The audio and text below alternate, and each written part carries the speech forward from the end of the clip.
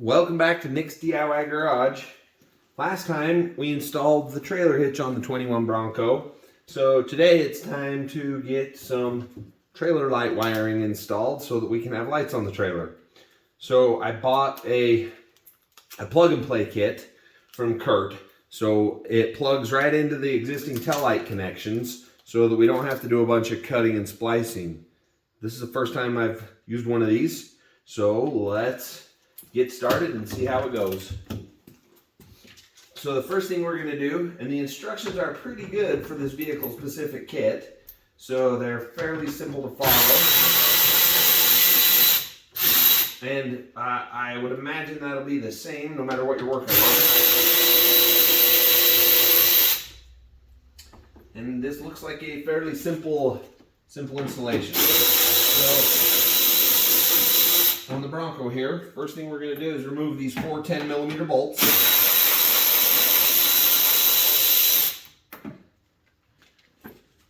After that, we've got a couple of trim panel clips, kind of with the Phillips screw in the center. So we're going to unscrew that screw, and then we can pull the clip out. Sometimes you need a little pry device to put underneath there to get a little leverage on that to get the screw to come up. These are coming out pretty good. It's probably helpful that they're basically brand new.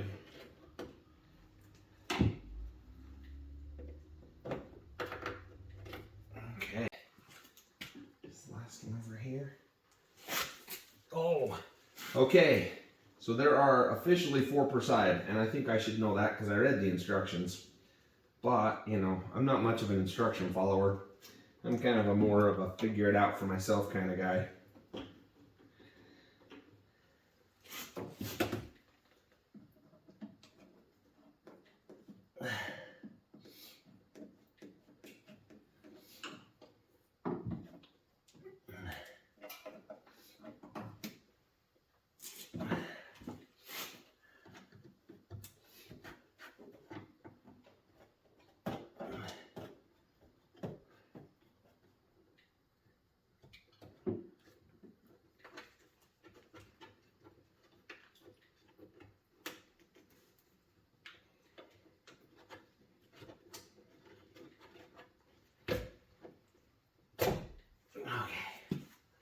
Now we're going to pull this out.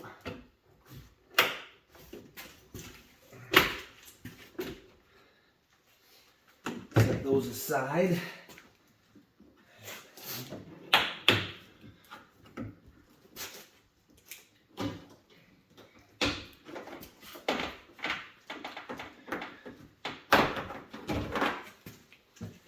Okay. Then now we have access to the taillight connectors, and this little prying device will come in handy here. And actually it's a squeeze type, so we're going to push down on the tab and separate. Being really careful here not to damage the clip. We want them to lock back together when it's time to reconnect them. Okay.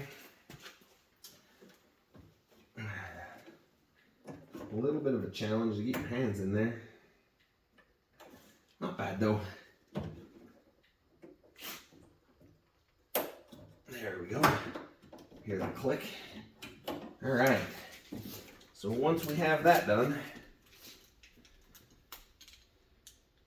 we're going to, I should have got this ready first.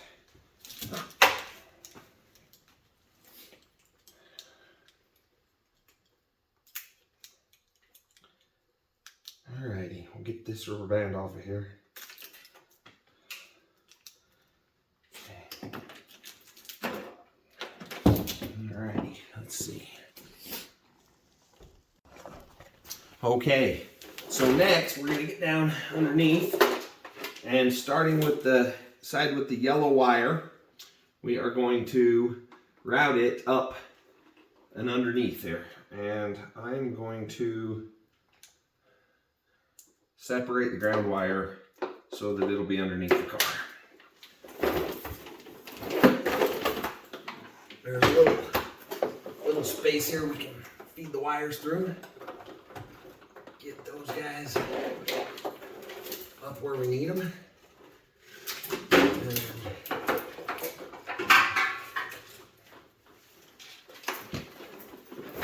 Okay.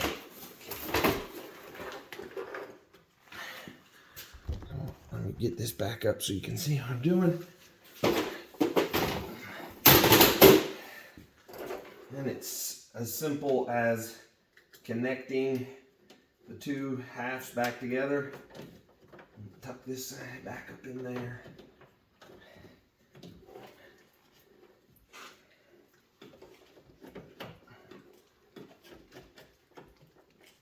Can be a little difficult to try and put extra stuff in here where the factory didn't intend it to be, but not too bad. Okay. And then put the tail light cover back on and it'll cover that up. Then we will bring the green wire over for the other side. Get that one hooked up over here. Where you need them to go. Not too bad. All right. Pull enough wire through that we can reach the connectors.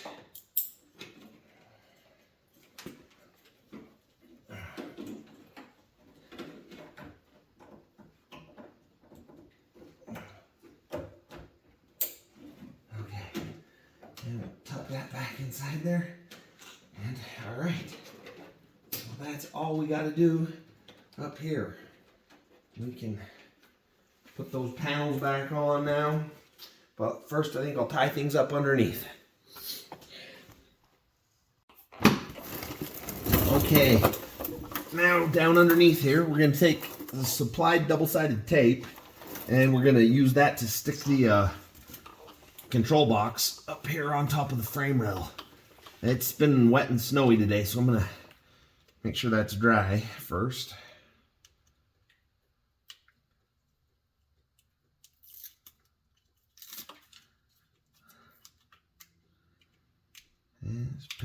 Just peel both one side off, stick it on there, and the other side.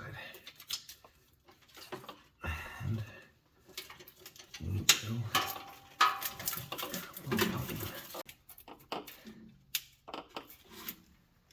Hey, success! All right, now we need to find somewhere to mount the ground and clean up the rest of the wiring, zip tie it up, get it out of the way, make sure it's in a protected spot, and then we can go ahead and mount the trailer connector.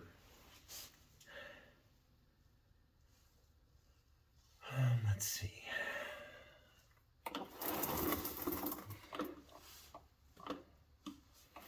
I would like to be able to find a existing ground, but I don't. That might not be possible.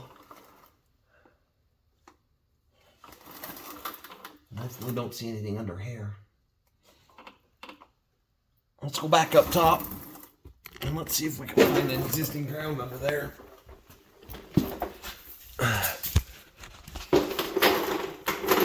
A lot of times there will be a body ground nearby, but this time I don't think that's going to be the case. We're going to have to make a hole. Okay, so I'm going to route the ground wire back up top there where I can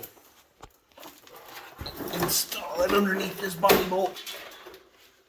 Okay, so now we should be able to get this guy bolted underneath here. And this bracket goes to the quarter panel, which is removable. So as you tighten this back up, you're going to want to make sure that you get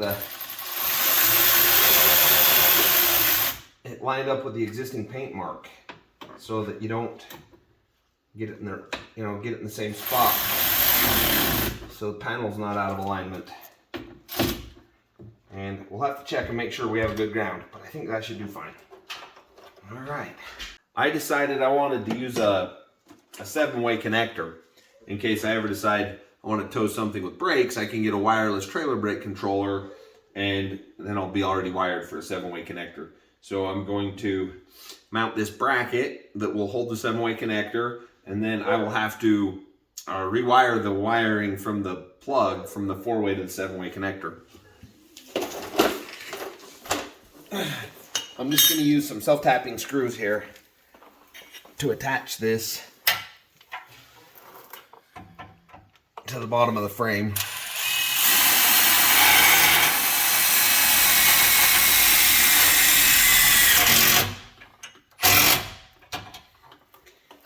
And if you've ever used self-tapping screws before, the little impact drivers are the way to do them. They are so much easier with an impact driver than with a drill.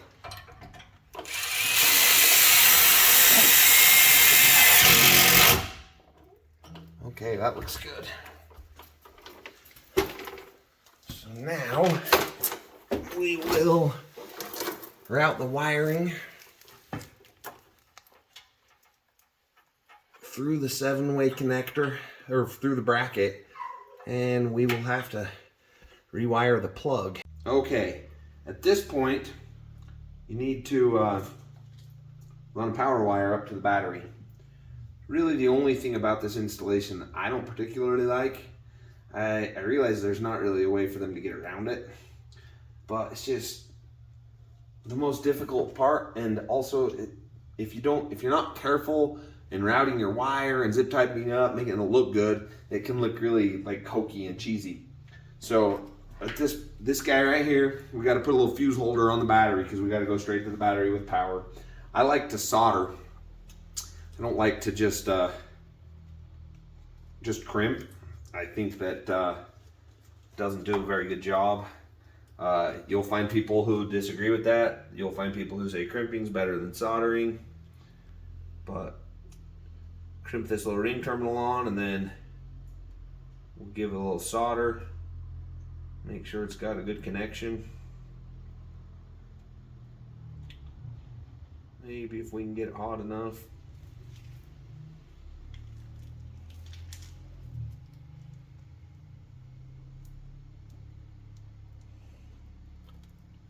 I'm usually a little better at soldering than this. That's because I'm, trying to make a video. Alright. That should give us a pretty good connection. Turn the soldering iron off.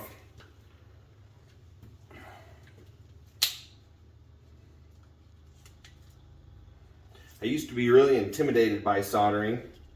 If you do a little practice and learn how to solder, I'll give you guys some tips here. It makes it a lot easier, and it's really not very difficult. So now we need to come up here to the battery. Oops, and I need my wire strippers, which I left back there. Pushing the wire through there, crawling around underneath it. Kind of hard to video. So when you solder, it's really helpful if you strip your wires kind of long. And then if you X them over each other like this and give them a good twist together so that they'll hold themselves. And even then, it can be a little challenging when you got a heavy wire you're dealing with. I may want to strip that a little further back even.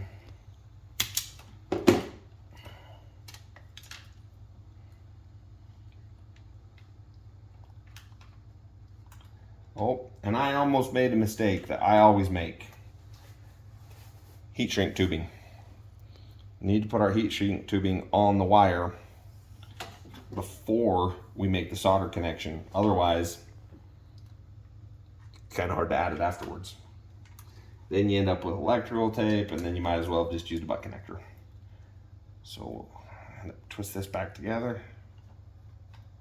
So you should have it twisted together like this, so it'll hold itself. I'm going to pull it out here. It should be able to hold itself together. Then I want to make sure your soldering iron's nice and hot. This is a sweet little soldering iron from Milwaukee. Light tells you when it's ready to solder, which is really a pretty handy feature. Anyway, once you get it hot, you're gonna start by melting some solder onto the tip. And you want to get it to where it'll start to wick some solder up, and that will help it transfer the heat into the wiring. Once you get where it'll transfer the heat into the wiring, then you want to move to where you're putting the solder, applying the solder to the wire. If you try to solder just to the through the tip there, you'll end up with a cold solder joint. And you can watch it suck the solder, and you want to apply the solder until it's all nice and sucked into the wires. Hopefully that shows up good on camera. I'm not sure if you can see that. Watch it suck that solder in though. It's actually sucking it through the wires, so it's getting clear down inside of the harness and not just on the outside, which I think is the advantage to solder over a butt connector. Much more solid connection and a much better continuity. Alright, that looks pretty good. Now we have to let it cool down a little bit so that we can get our heat shrink tubing over it. If you, oh, I think it slid down. Where did it go? Okay, so after retrieving my heat shrink, which slid clear down underneath the Bronco, usually that's not the problem I have. Usually it's too close to my connection and then it shrinks while I'm soldering, and then I'm very unpleased about that. Go ahead and slide that guy over there, and you can either use a lighter, you can use a heat gun, a little torch I'll use here today, and then you just go ahead and shrink her down on there so it's all nice and sealed up. Okay, that's that. Give me a pause. 2, 1. Okay, so after you have that ring terminal installed and the fuse connector installed, we're going to go ahead and remove a connection to the positive battery terminal so that we can get some power. In this case, there's just a nut here, and I'm just going to take that off, and then we'll go ahead and tighten that back down so that we have a good solid connection there. And I'm not going to put the fuse in it yet because I want to finish getting my connections all made and getting it all wired up. Now I'm going to zip tie it all along the bottom of the car. Okay, now that we have all the wiring done, if you just want to keep your 4-way connector, you just got to find somewhere to either get a bracket to mount it or zip tie it up somewhere out of the way. Since we're going to go ahead and use the 7-way connector, I am going to go ahead and I just use my little dikes here to clip in between them just to get started so I can pull them apart. Now, I went ahead and already checked which wires which function. My white wire is my ground, brown is my tail lights, yellow is my left turn, and green is my right turn and brake. So we can go ahead and strip those. There's my strippers.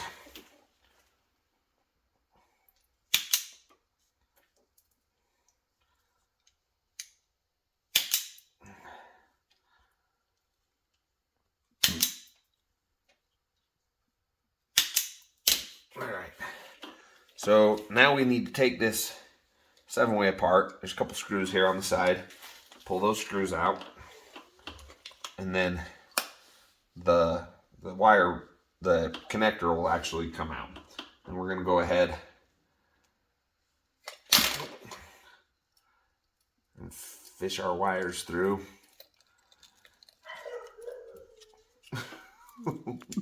Or don't. I'm gonna go ahead and pull this out here. That's a little bit easier to work on. Okay.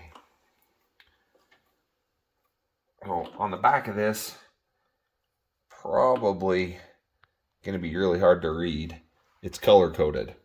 I wouldn't necessarily recommend following the color coding because your wiring may be different. So they give you a little guide here that shows you where it goes. And so you have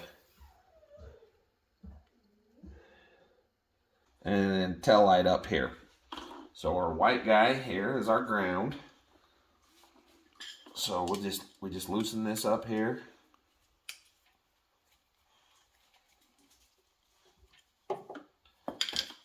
And then it just goes back in behind there like that. And then tighten it down. We'll get nice and snug so the wire doesn't pull out. Okay. Now, I have to remember, brown was my tail light. So that is this guy up here.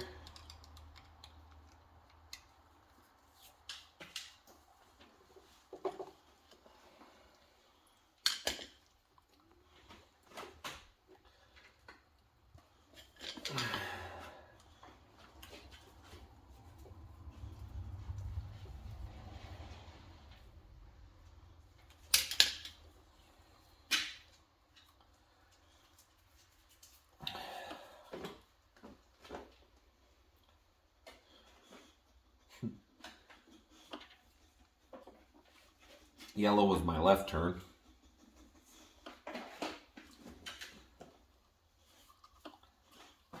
Green was my right turn, I think. Better double check before I put this all back together. Well, that's what you said anyway before. Yeah, I said find out what they are first because don't count by the colors. And I already did that, but no, I'm pretty sure I have it right. Oh, well, it'd help if I'd put it in the right position though. I did not. Oh, what in the world am I doing here? I got this all sorts of messed up. Put the put the ground in the wrong spot. I was off by one. Okay.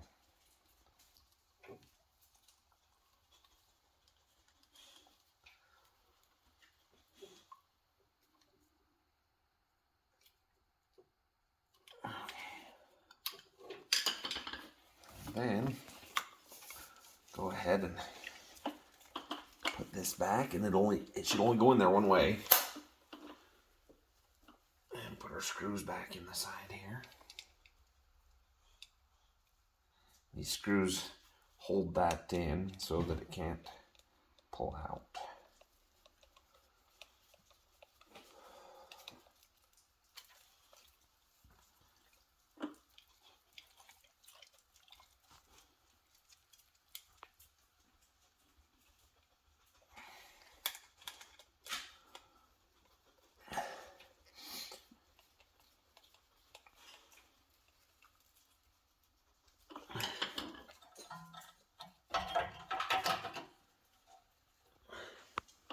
Okay, then all we need to do, you could put the 7-way right in the bumper. I didn't think that would work with this bumper. I don't see where you would do that. Oh, whiny baby.